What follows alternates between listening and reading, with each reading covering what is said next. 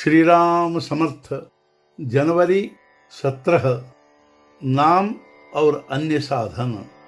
नवविधा भक्ति का श्रवण, कीर्तन, विष्णु स्मरण आदि क्रम सृष्टि क्रम के अनुसार ही है। मनुष्य पैदा होते ही श्रवण से सीखना प्रारंभ करता है। जो गूंगे होते हैं वे बहरे होते ही होंगे, क्योंकि श्रवण क्रिया न होने के कारण ही वे बोल नहीं पाते।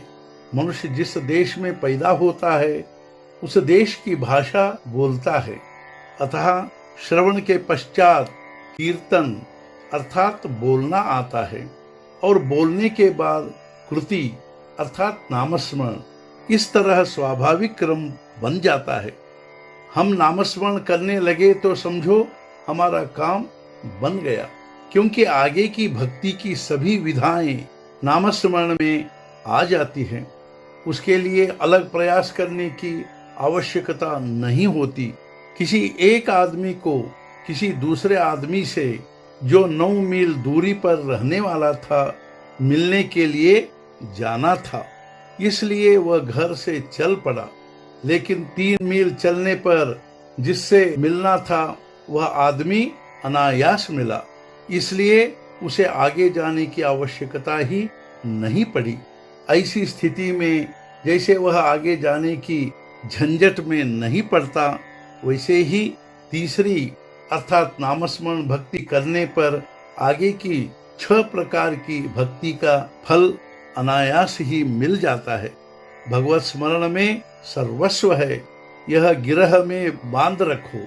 भगवत स्मरण कितना व्यापक है।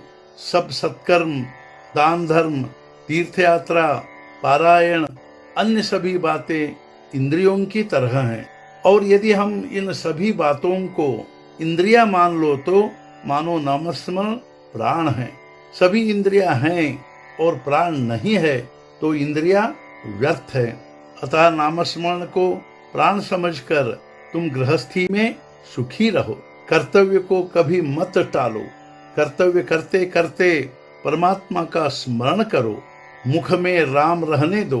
भक्त को चाहिए कि वह उपाधि उतनी रखे जितनी अत्यावश्यक हो। भगवान के ध्यान में खंड न पड़े, इतना ध्यान रहे। उसी प्रकार नामस्मरण भी उतना ही किया जाए जितना पच सकता है, अर्थात जितना सहजता प्रसन्नता से हो सकता है। नामस्मरण पीड़ा की भावना से न करे, क्योंकि उससे आनंद प्राप्त नहीं होगा। नामस्मरण प्रेम से करना जरूरी है, अतः वह बहुत आनंद से, रुचि से करना चाहिए। उसमें ऐसी भावना हो कि सिवाय उसके हमें कुछ साध्य नहीं करना है। नामस्मरण में प्रेम भावना निर्माण होना बहुत उच्च कोटि की स्थिति है। यह भावना अनायास सहजता से निर्माण नहीं होगी, इसलिए इस बात का मर्म ध्यान में रखकर योग्य रीति से और लगन से निरंतर नामस्मरण का अभ्यास जारी रखना चाहिए। जो यह समझ गया कि भगवान के नाम के सिवाय मुझे कुछ नहीं समझता, वह सब कुछ समझ गया। आज का मुख्य विचार, यदि नामस्मरण की बुद्धि हुई तो समझो काम बन गया।